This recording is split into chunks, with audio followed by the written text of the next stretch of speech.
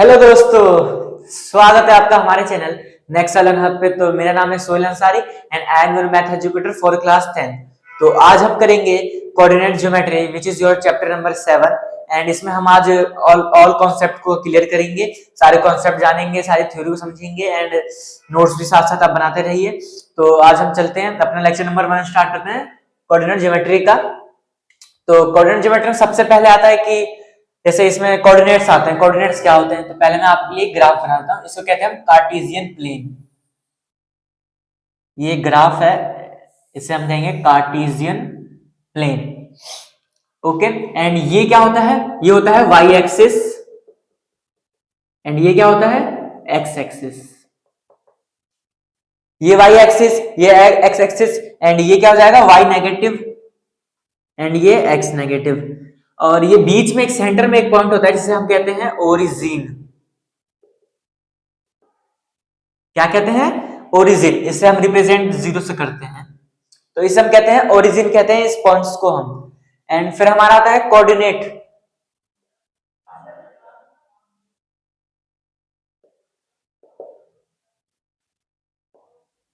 Coordinate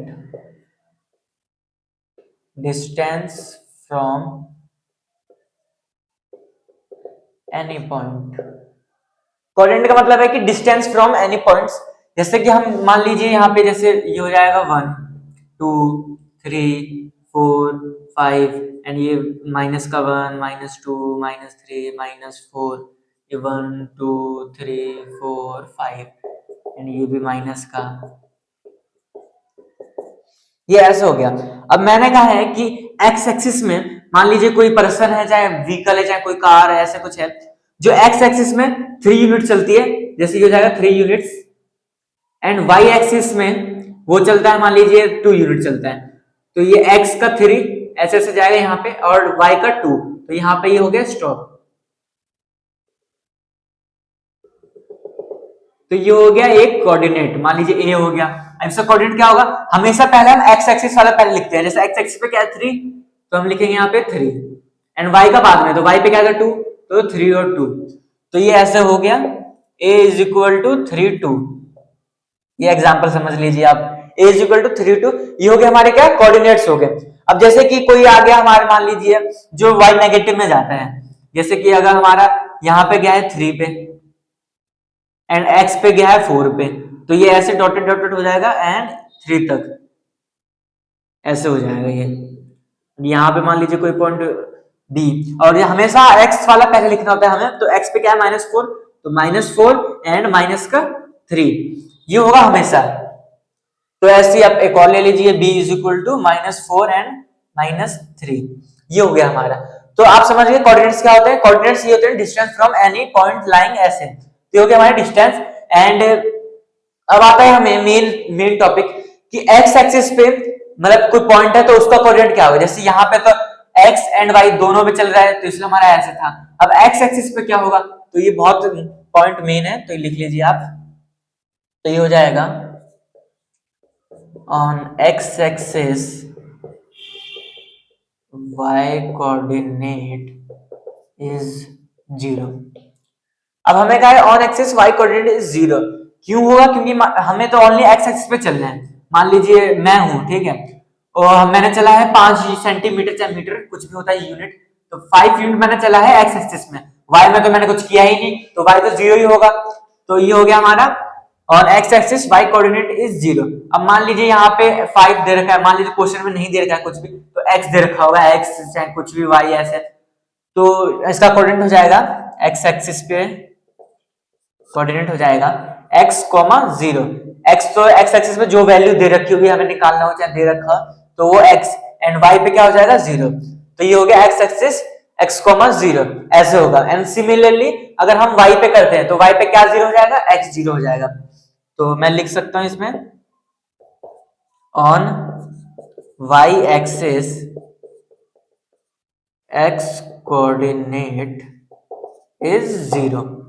ये हो गया। और x y axis x coordinate क्या हो जाएगा? 0। तो ये हो जाएगा y एक्सिस, अब क्या हो जाएगा? 0, तो x वाले तो पहले लिखते हैं, तो x क्या हो गया? 0 0, y ये हो जाएगा y एक्सिस का कोऑर्डिनेट अगर हमें दे रखा हो तो ये सब तो हो गया। एंड एक और पॉइंट आता है इसमें कि आप देख सकते हैं कि ये जो y एक्सिस है, ये y एक्सिस x एक्सिस पे क्या है, परपेंडिकुलर ऐसे बन रहा है ना। ये जैसे कि मान लीजिए ये मेरा हाथ y एक्सिस हो गया एंड ये जो मार्कर है ये x एक्सिस हो गया, तो ये ऐसे, तो ये क्या होता है, परपेंडिकुलर होता है 90 डिग्री, 90 डिग्री बनना है ना, तो इसको हम कहेंगे परपेंडिकुलर। तो हम लिख देंगे y axis is perpendicular to x axis. और वही मैं इसका उल्टा कर दूं तो x एक्सिस जो है वो y एक्सिस के क्या हो जाएगा, परपेंडिकुलर। तो ये सेम हो जाएगा, तो ये हो जाएगा x एक्सिस इज क्या हो जाएगा, परपेंडिकुलर टू y एक्सिस। तो ये पॉइंट से कुछ ये इंपॉर्टेंट पॉइंट है, हमें डिस्टेंस फार्मूला जानना है किससे पहले, क्योंकि इसमें तो ये सब जो है 9th के टॉपिक है एंड 10th में तो हमें बस ओनली दो टॉपिक पढ़ने हैं, distance formula and section formula. तो इसीलिए अब उसको जानने से पहले हमें ये जानने की जरूरत थी, इसलिए हमने ये सब जान लिया है, आप इसे नोट डाउन कर लीजिए। चलिए अब हम करेंगे अपना नेक्स्ट टॉपिक।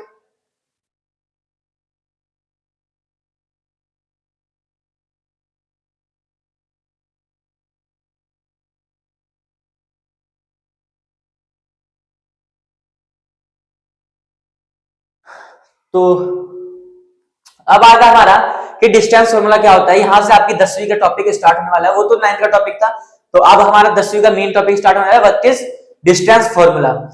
तो इसे फॉर्मूला है जो आपको याद करना चाहिए, ये हो जाएगा डिस्टेंस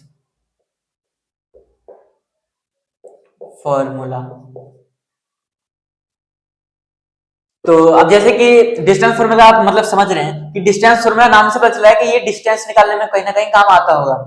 तो अगर मान लीजिए कोई क्वेश्चन में दे रखा है कि एक पॉइंट है, मान लीजिए राजू है, ठीक है, राजू वो जा रहा है काजू के पास, ओके, राजू हो गया यानी काजू हो गया।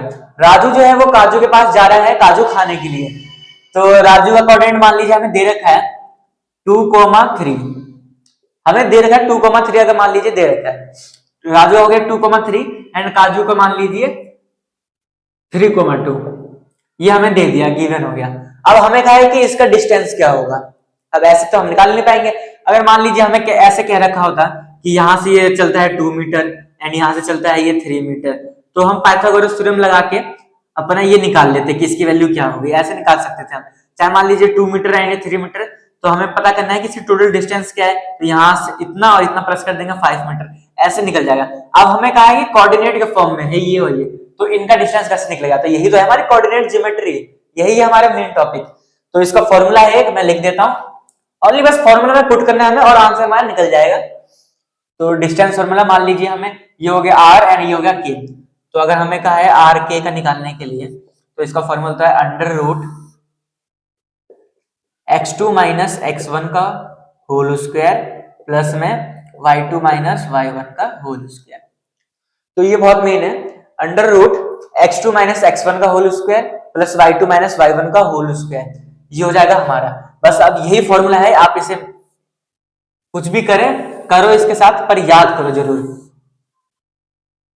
ये हो गया हमारा distance formula which is most important. तो प्लीज इसे याद करें, कुछ भी करें पर याद जरूर करें इसे। तो ये हो जाएगा हमारा डिस्टेंस फॉर्मूला।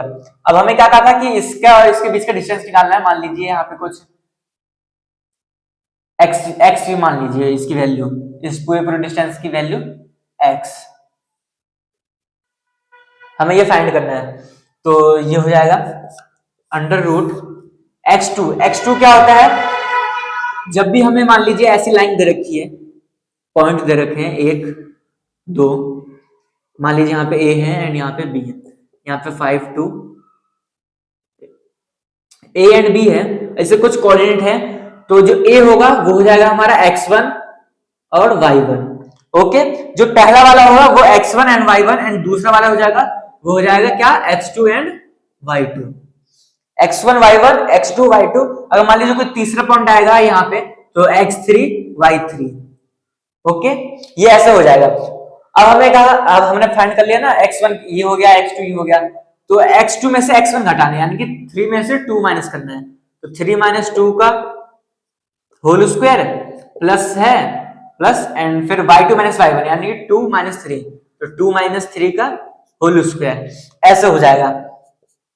तो 3 में से 2 गया बचा 1, 1 का होल स्क्वायर, एंड 2 में से 3 गया माइनस 1 का होल स्क्वायर, तो ये अंडर रूट 1 का होल स्क्वायर क्या होगा 1 एंड माइनस 1 का होल स्क्वायर 1 ही होगा, तो ये क्या निकल जाएगा अंडर रूट 2।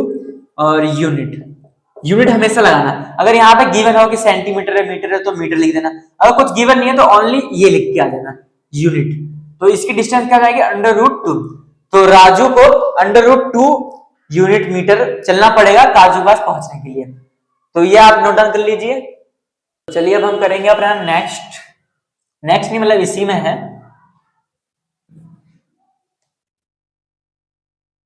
अब जैसे कि हमें मान लीजिए ये तो हमारा पॉइंट मिल गया हमें डिस्टेंस फार्मूला, अब हमें कहा है कि अगर ओरिजिन से वो स्टार्ट होता है, जैसे वहां पे राजू से स्टार्ट होता है, अब मान लीजिए ओरिजिन से है, जैसे कि एक ये हो गया, मान लीजिए एक ग्राफ बना लेते हैं हम, यहाँ पे क्या आ जाएगा ओरिजिन एंड यहाँ पे 1 2 3 एंड यहाँ पे 1 2 3। अब मान लीजिए वो यहाँ चलता है 2 एंड 2 पे, तो इसका कोऑर्डिनेट क्या हो जाएगा 2 एंड 2। अब हमें कहा है कि ओरिजिन यानी कि ये हो गया ओरिजिन, तो इन दोनों को हम ज्वाइन कर देते हैं। अब इसकी डिस्टेंस बतानी है हमें, तो इसका डिस्टेंस निकालने का बस डायरेक्ट फॉर्मूला मिल जाएगा हमें, distance from origin, distance from origin is equal to under root x square plus y square, और ये यूनिट, ये हो जाएगा हमारा formula under root x square plus y square. अब आप कहेंगे कि डिस्टेंस फॉर्मूला मतलब डिस्टेंस फॉर्मूला तो ये था x2 minus x1 y2 minus y1, पर यहाँ पे जो था इसमें 2 पॉइंट थे हमारे गिवन, तो उसका हमने निकाला। अब यहाँ पे ओरिजिन से, और ओरिजिन का कोऑर्डिनेट क्या होता है 0,0, तो ये यहाँ पे मैं लिख देता हूँ ओरिजिन कोऑर्डिनेट, ये क्या हो जाएगा 0,0।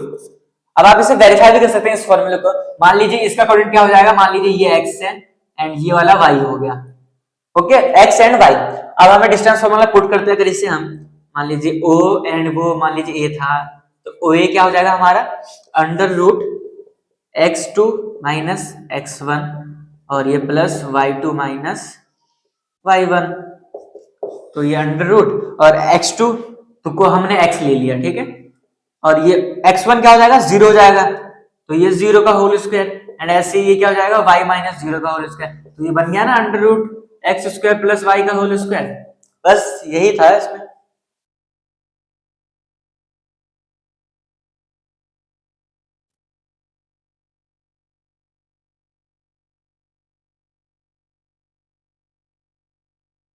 अब हमें पता करना है कि कोलिनियर पॉइंट्स क्या होते हैं, तो जैसे कि अभी हमने किया, एक लाइन हो गई यहाँ पे ए बी और मान लीजिए सी, तो कोलिनियर का मतलब पहले हम समझते हैं, कोलिनियर तो all point in a line, मतलब इसका कहने का मतलब है कि एक ही लाइन में सारे पॉइंट हो। अब जैसे कि एक मैंने ऐसी लाइन बना दी, रुकिए एक सेकेंड, यहाँ पे मैंने बना दिया ए एंड यहाँ पे बना दिया मैंने बी एंड यहाँ पे मैंने बना दिया सी। अब ये क्या हो जाएगा ए बी सी ऐसे, तो ये दो लाइन बन गई ना, तो ये जो पॉइंट है वो कोलिनियर नहीं है, और ये पॉइंट क्या हो गया, ये पॉइंट कोलिनियर होगा, क्योंकि ये ए बी एंड सी जो तीनों पॉइंट है वो एक ही लाइन पे फॉल कर रहे हैं, तो इसलिए हमारे ये पॉइंट कोलिनियर होंगे। अब हमें क्वेश्चन में तो ऐसा गिवन नहीं होगा कि एक लाइन बनी पड़ी है उसमें 3 पॉइंट है, ऐसा कभी गिवन होगा नहीं क्वेश्चन में, हमें फाइंड करना होगा कि ये कोलिनियर है कि नहीं, तो पता कैसे करेंगे, तो इसका भी एक फॉर्मूला आता है, इसमें होता है कि AC का जो डिस्टेंस होगा, डिस्टेंस फॉर्मूला हमने निकाल लेंगे डिस्टेंस, तो AC का जो डिस्टेंस होगा प्लस BC का जो डिस्टेंस होगा वो इक्वल होगा AB के, ये तो होता ही है ना। अब जैसे मान लीजिए यहाँ पे 5 सेंटीमीटर है ऐसे, एंड फिर यहाँ पे 5 सेंटीमीटर है, ओके, 5 सेंटीमीटर। तो इसका डिस्टेंस प्लस इसका डिस्टेंस इन दोनों के बराबर होगा ना। अब ये देखिए ये पांच कितना हो गया 10, एंड ये जो ये पूरा है, ये जो पूरा है यहां से यहां तक ये भी 10 हो जाएगा। तो इसलिए हमारे ये एक तरह से फॉर्मूला है, आप फॉर्मूला कंसिडर करिए इसे। हो जाएगा हमारे AC plus BC is equal to AB। तो ये हो जाएगा हमारे कैसे कॉलिनियर पॉइंट्स। अगर एक ही लाइन पे फॉल करते हैं तो हमारे कॉलिनियर पॉइंट होंगे, वरना नहीं होंगे। अगर क्वेश्चन हमारे गिवन होगा, जैसे कि मैं आपको अगले एक्सरसाइज मतलब अगले लेक्चर में आपको एनसीईआरटी सॉल्यूशन करवाऊंगा, तो उसमें क्वेश्चन है कि ये पता कीजिए कि ये पॉइंट्स कॉलिनियर है कि नहीं। 3 पॉइंट गिवन है उसमें, एंड आपको पता करना है कि वो है कि नहीं कॉलिनियर। तो वो हम देखेंगे आगे। तो पहला तो हमारे ये हो गया कॉलिनियर पॉइंट्स क्या होंगे। तो कॉलिनियर पॉइंट्स हमारे ये हो जाएंगे जो एक ही पॉइंट पे लाई करेंगे। ये हो गया हमारा। अब हमें पता करना है कि जैसे 9th आपने बहुत पढ़ा होगा, जैसे स्क्वायर क्या होता है, रेक्टेंगल क्या होता है। तो वो कॉन्सेप्ट इसमें भी लगेंगे, जैसे प्रूफ करने के लिए कि ये प्रूफ कीजिए ये पैरेललोग्राम है, स्क्वायर है, ये प्रूफ करने के लिए आता है हमेशा, तो आपको पता होना चाहिए। तो जैसे फिर भी मैं थोड़ा बहुत ओवरव्यू दे देता हूँ। जैसे स्क्वायर का क्या होगा, all side equal, all side equal. तो ये तो हमारा पता है सबको कि ऑल साइड इक्वल है, पर इसमें एक और आता है कि डायगोनल्स आर इक्वल। इसमें जो डायगोनल्स होंगे वो इक्वल होंगे। डायगोनल्स क्या होते हैं, ये देखिए जो कोने से कोना मिल जाए, जैसे ये एक कोना एक ये कोना ये मिल गया, एंड ये एक एंड ये एक ऐसे मिल गए, तो ये जो होंगे हमारे दो डायगोनल होंगे। एक ये हो गया एंड एक ये हो गया, ये हमारे डायगोनल होंगे, इसे कहते हैं हम डायगोनल। तो जो स्क्वायर होता है ना, ऐसे स्क्वायर बनता है डब्बा टाइप का, ये तो इक्वल होती ही है, सारी साइड तो इक्वल होती ही है, पर इनका जो डायगोनल होता है वो भी इक्वल होता है। डायगोनल भी हमारा क्या होगा इक्वल। तो ये हो गया हमारा स्क्वायर। अब जैसे हमारा होता है रोम्बस,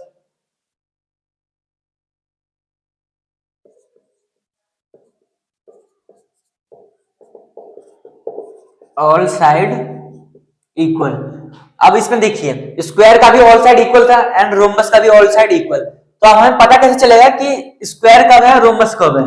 तो इसमें इसलिए मैंने एक और एक्स्ट्रा प्रॉपर्टी लिखवाई है इसकी कि डायगोनल्स आर इक्वल स्क्वायर के, एंड इसके डायगोनल्स इक्वल नहीं होते हैं। फिर हम लिखेंगे डायगोनल्स आर नॉट इक्वल। इसके जो डायगोनल्स होंगे वो इक्वल नहीं होंगे।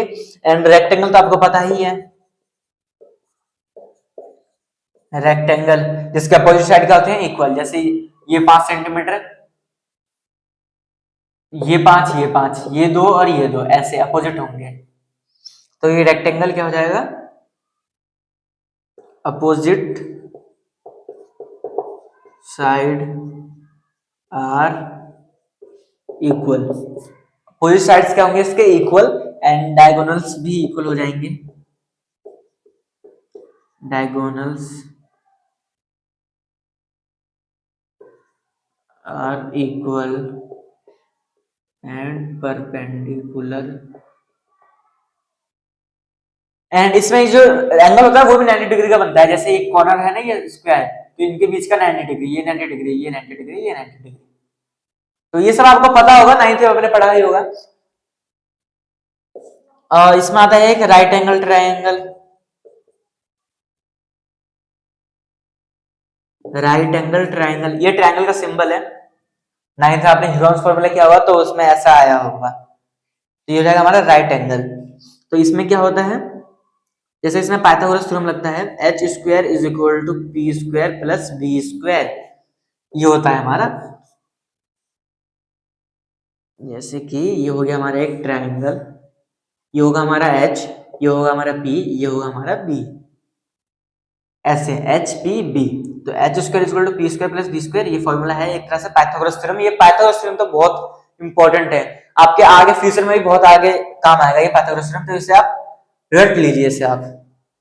तो ये सब कुछ पॉइंट्स थे हमारे, एंड जो पॉइंट्स हमें जरूरत पड़ेगी वो आगे हम जान लेंगे। तो आप ये इसे नोट डाउन कर लीजिए। तो चलिए अब हम करेंगे अपना नेक्स्ट टॉपिक, और वो बहुत इंपॉर्टेंट है। जैसे डिस्टेंस फॉर्मूला इंपॉर्टेंट है, इससे ज्यादा सेक्शन फॉर्मूला इंपॉर्टेंट है।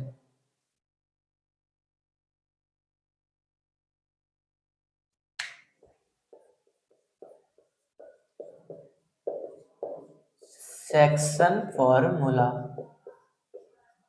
ये हो जाएगा हमारा क्या, सेक्शन फॉर्मूला। तो सेक्शन फॉर्मूला का मतलब क्या है तो समझते हैं हम। जैसे कि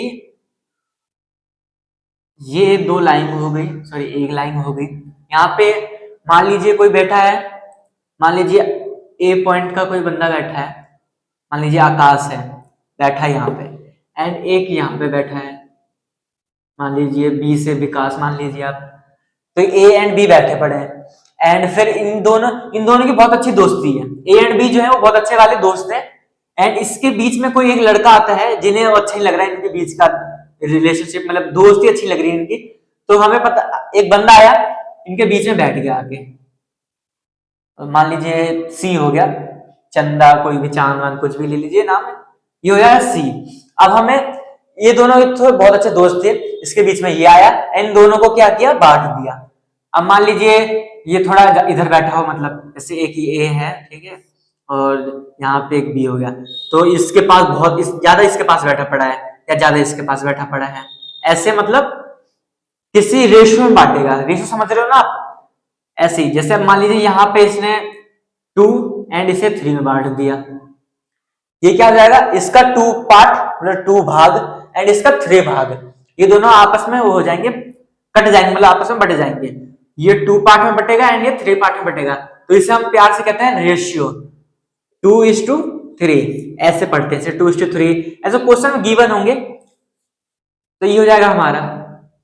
अब जैसे मैंने तो यहाँ पे 2:3 लिया, पर हमारा फॉर्मूला जो है वो इसे लेता है m1 एंड m2, या तो आप m1 m2 ले लीजिए, या आप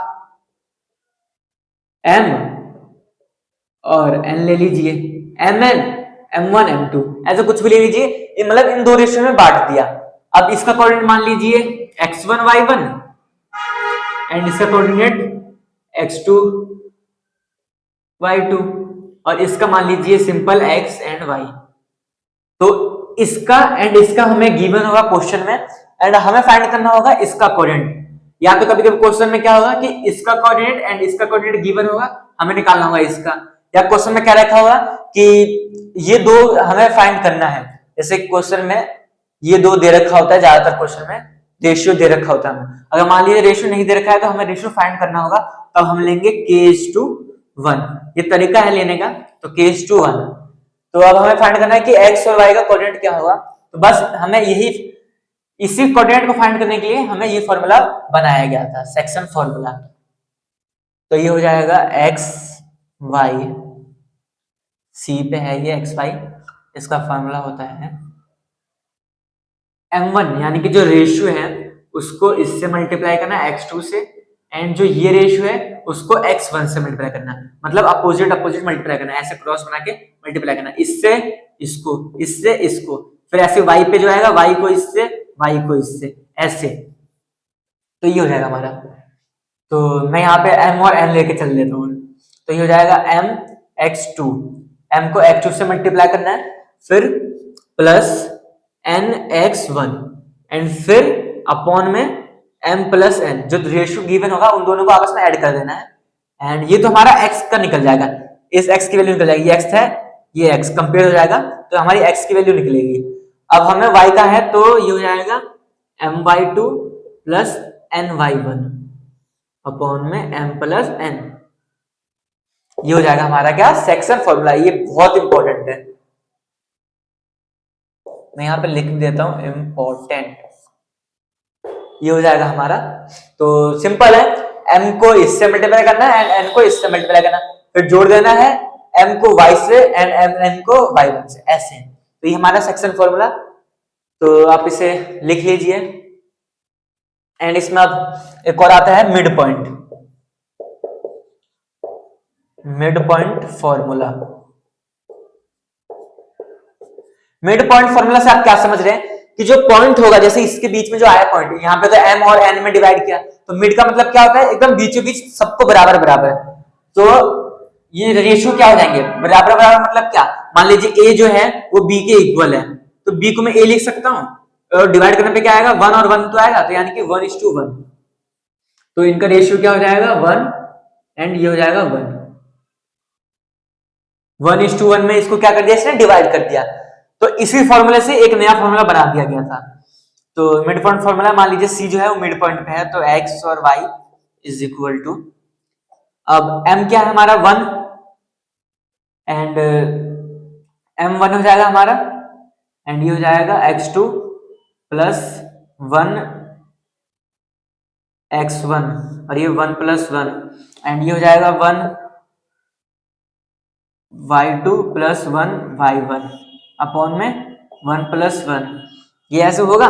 तो ये हो जाएगा C X Y is equal to 1 को x2 से मल्टीप्लाई करेंगे तो क्या आएगा, x2 ही तो आएगा, तो ये हो जाएगा x2 प्लस x1 अपॉन में 1 प्लस 1 क्या 2, एंड ये हो जाएगा y2 प्लस y1 अपॉन में 2। ये होगा हमारा क्या, mid point formula. Mid point formula ये होता है हमारा मिड पॉइंट फॉर्मूला, ये बहुत इंपॉर्टेंट है, ये भी इंपॉर्टेंट। ये हो जाएगा हमारा x2 प्लस x1। अब सिंपल आपको ये लिखने की जरूरत नहीं है कि 1 से मल्टीप्लाई करें, 1 से मल्टीप्लाई करने की क्या जरूरत है, वही तो आता है वैल्यू, इसलिए 1 से मल्टीप्लाई करने की कोई जरूरत नहीं है। जब भी हमें कह रखा है कि जो c है वो मिड पॉइंट है, बस डायरेक्ट हमें ये वैल्यू पुट करनी है x2 प्लस x1। अब मान लीजिए यहाँ पे 2 होता, मान लीजिए 2 3 और ये 3 2, तो कैसे बनता, ये हो जाता 2 प्लस 3 अपॉन में 2, एंड ये क्या हो जाता, यहाँ पे देखिए ये हो जाता क्या 2 प्लस 3 अपॉन में 2, एंड ये 3 प्लस 2 अपॉन में 2, तो ये आता 5 अपॉन में 2 एंड 5 अपॉन में 2। तो अब हमें पूछता कि x कोऑर्डिनेट क्या है, तो x तो ये हो जाता x, एंड y क्या हो जाता ये 5/2, ऐसे होता, सिंपल है।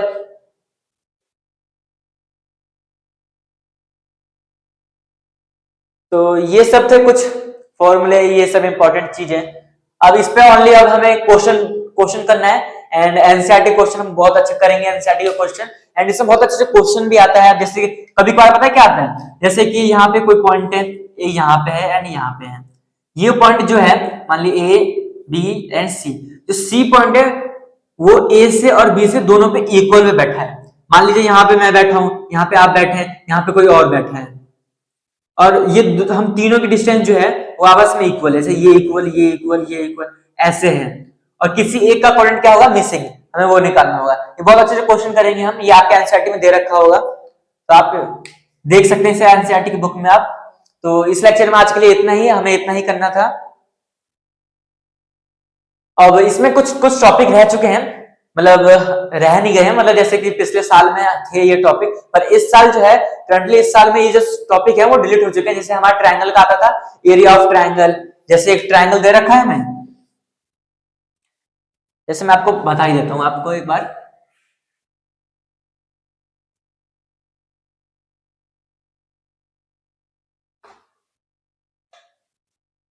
अब जैसे हमें मान लीजिए कोई ट्रायंगल है A B C, okay, and A पे कोऑर्डिनेट है मान लीजिए x1 और ये y1, बी पे क्या हो जाएगा x2 एंड y2, ऐसे सी पे क्या हो जाएगा x3 एंड y3। ऐसे जो हमारे वो पॉइंट है उनके कोऑर्डिनेट हो जाएंगे x1 y1 x2 y2 x3 y3, ये सब हमारे कोऑर्डिनेट हो जाएंगे। अब हमें कहा है कि इसका एरिया बताओ। अब आप सोचोगे कि अगर कोऑर्डिनेट नहीं दे रखा होता, खाली वैल्यू दे रखा होता, मान लीजिए 2 3 4 ऐसे कुछ दे रखा होता, तब तो आप आसानी से निकाल लेते एरिया। तो यही तो ट्विस्ट है, इसमें कोऑर्डिनेट दे रखा है, यही नाम है हमारा कोऑर्डिनेट ज्योमेट्री। तो इसका एक फॉर्मूला है सिंपल सा, जैसे एरिया ऑफ ट्रायंगल, एरिया हो जाएगा हाफ, फिर पहले लिखेंगे हम x1, अब x1 ही हो गया, अब फिर हमें ये करना है y2 minus y3, y2 minus y3, ऐसे ही हम लिखेंगे x2। अब हमेशा अपोजिट को देखना, जैसे x1 था, अब इसका अपोजिट क्या है, पहले a के बाद क्या आएगा b आएगा ना, तो x2 minus sorry y2 minus y3। अब मैंने x2 लिया तो ये क्या जाएगा y3 माइनस y1, तो y3 माइनस y1, एंड ऐसे मैंने फिर x3 लिया तो x3 ये है, तो इसके आगे y1 एंड माइनस का y2, y1 माइनस का y2, ये हो जाएगा हमारा ऐसे। इसकी एक ट्रिक होती है, ट्रिक 23 31 12, ये ट्रिक है। बस आप यहां पे लिख दीजिए x1 x2 x3, एंड यहाँ पे 23 से 31 12 का मतलब क्या है, 23 से मतलब 2 से y2, 3 से y3, 3 से y3, 1 से y1, फिर 3 से, सॉरी ये 1 है यहाँ पे, सॉरी ये तो 3 है, हाँ ये 1, तो ये y1 माइनस y2 ऐसे होंगे। तो ये था हमारा ट्रायंगल। अब एक और इसमें टॉपिक है कि मान लीजिए जैसे हमारा था ना mid point, sorry section formula, कि 2 पॉइंट में एक बंदा बैठ गया, उन दोनों को डिवाइड कर दिया ऐसे, और मान लीजिए एक पॉइंट पे ये दोनों बराबर बराबर पे यानी 1:1 पे हैं, तो इसका कोऑर्डिनेट क्या होगा, मिड पॉइंट फॉर्मूला। ऐसे इसमें एक और पॉइंट आता है सेंट्रोइड, ट्रायंगल के एकदम बीचों बीच होगा ये point centroid.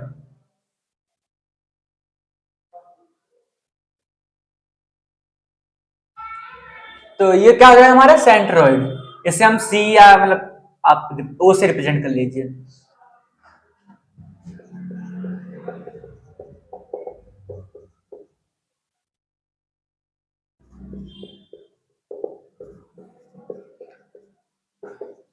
Coordinate of centroid, इसका जो कोऑर्डिनेट होगा जैसे यहाँ पे मान लीजिए एक्स वाई, एक्स और वाई, अब इसका कोऑर्डिनेट बताना है तो इसका कोऑर्डिनेट बस सिंपल है, जैसे हमने ये क्या था ना मिड पॉइंट का x1 प्लस y1 अपॉन में 2, ऐसे हम यहां पे कर लेंगे x1 plus y1 plus y1 y1 plus, sorry ये हो जाएगा हमारा x1 plus x2 plus x3 upon में 3, एंड ये हो जाएगा हमारा y1 plus y2 plus y3 upon में 3।